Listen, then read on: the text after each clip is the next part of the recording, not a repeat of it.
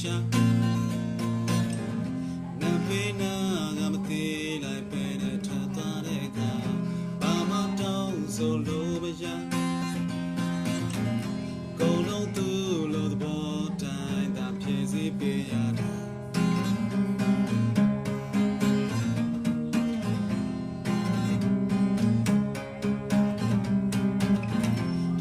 တရအချိန်ပြောင်းလာ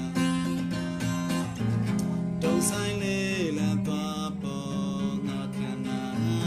ဘုံလေးကြီးရော်မှုတွေကတခင်နဲ့ခံပေးထားကြတဲ့လောကတရား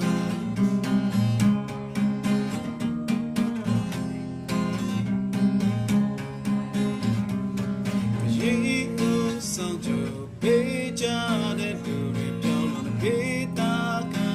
စိတ်များအပြန်လဲစီချင်ပြေးပြေးချင်းခွဲရွေရွေရောက်လာတော့မှာပဲ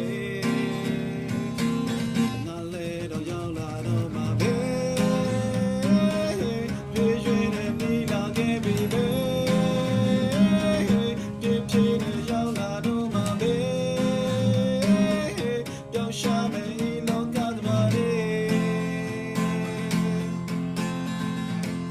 စိတ်ချနေပါမယ်ငြိမ်းချမ်းနေပါမယ်စိတ်နဲ့ကံနဲ့ကင်းနဲ့ချစ်ပြီးဆိုလို့ရှောင်းကပဲရေဆိုလို့ရှောင်းကပဲထိတ်တော့ပြင်စင်ကဲဆောင်းလို့ကြိုးတဲ့နေအောင်ရေပြုံးလို့နေပါမယ်ဝမ်းနေပါကွယ်